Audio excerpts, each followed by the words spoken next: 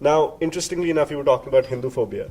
I was reading last year around February, I think there was in Madison, Alabama, there was an elderly Indian gentleman named Suresh Bhai Patel, I think. Yep. And he had an altercation with a cop, and he was thrown onto the ground, which led to partial paralysis. The cop ended up, there was a court case, and in January he was acquitted. Now, at that time, the Indian community talked about maybe this was an attack not just on a random civilian, but maybe it was something directed at, because he was brown, or whatever you want to call it.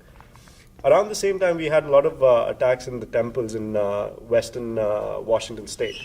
And those were characterized as vandalism rather than hate crime. Now, when you have such situations, why do you think that there hasn't been a decent enough argument made for Hinduphobia? Okay, that's a very good question. I think the problem lies with us. The problem lies, and I also, while I study the Westerners and what the issues are and try to classify them and into various categories, I haven't published my categorization of Hindus, because I guess when I do that, they'll stop reading my books any further. So I'm keeping that last, maybe, or posthumously or something. I mean, I have a lot of tough things to say about our leaders, about our mentality, about the slavish mentality. I think it's, and you can go back and say, did it happen during the British? Did it happen during the Mughals? When did we lose all this Kshatriyata leadership? But at least as of now, I can tell you, we would rather be non-confrontational, take the easy way out, cop out, not rattle too much, not rock the boat. People who came here are looking for material success, and they are so lucky to come here and make lot of money and get a big house and all that great stuff. They don't want to risk that.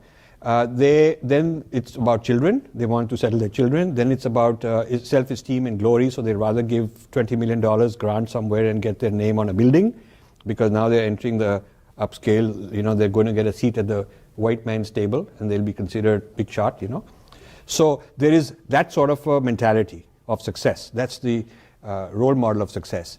The political groups that should be representing Hinduism, based in India, that are well-known groups, have lacked adequate strategic thinking and scholarship. They are more into maybe a bombastic speech, maybe rabble-rousing, maybe vote gathering and things like that, but they haven't invested in a think tank. They haven't really invested in quality research. The kind of thing that I have been doing, I was expecting that lots of people will join in. I quit my job, profession, career, financially, everything, left to do this full time. And I thought that this is something a lot of people would want to do. But they all say, good, Rajiv, you are doing a very good job. And one day I will also join you, that sort of thing. But that one day never happens. So we do not have enough tapasya, enough sacrifice from our community. Then the other segment would be the clergy, the religious people, maybe the swamis, the acharyas. You would think that they would be doing it. Now, many of them privately, the ones in India privately support me a lot, and publicly more and more of them are beginning to support me. In this country, they're very careful also. For some, I don't know what they're scared of, because the laws protecting religion are very strong. And the irony is that in this country, it's fine to be an Irish American, an Italian American, a black American, a Hispanic American, and we can be Indian American, but like the Jews have Jewish American identity is very clear. Islamic American identity is very clear. The Christian identity is very clear. There's no reason why we have to hide under the South Asian, more kind of non-threatening identity, okay? When you go to these South Asian groups, sometimes you go to these South Asian groups and 90% or sometimes even 100% are Hindus. I mean, we started a Hindu-Jewish coalition in New Jersey, where the Jewish people approached some Hindus and said, would you like to join? And we said, fine. Now, the interesting thing is, for them, the Jewish term was very clear. For us, we said, okay, Hindu term is fine.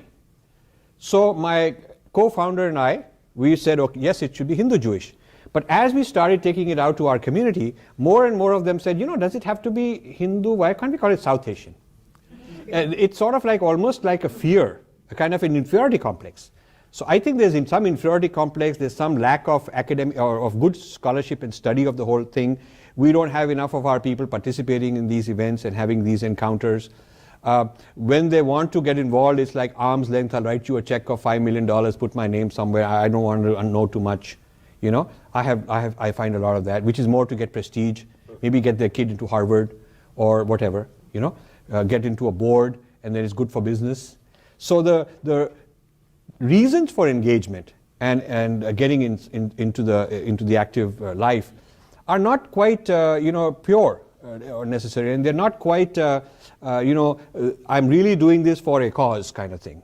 And the people who are in charge of these Hindu organizations are often looking for personal positions up. They'll be moved into a regional office, or they'll become some national head somewhere. A few of them are really sticking their neck out. But I'm seeing, in the last 10 years, I'm seeing a huge change.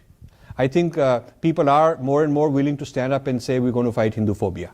People are, some of the Indian press begin to say that, the media, newspapers and TV in this country are beginning to say that. Certainly the civic society, the parents fighting school prejudices are beginning to say that.